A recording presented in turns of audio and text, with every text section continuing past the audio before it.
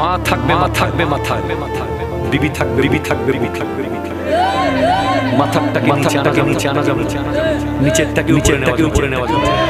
মায়ের জায়গা আগে ঠিকঠাক কিনা বলেন, বাবার জায়গা আগে ঠিক রাখতে হবে। 10,000 বিবিকে দিলে মায়ের দেখে ঝরে পড়া হুলাবালিও হবে না।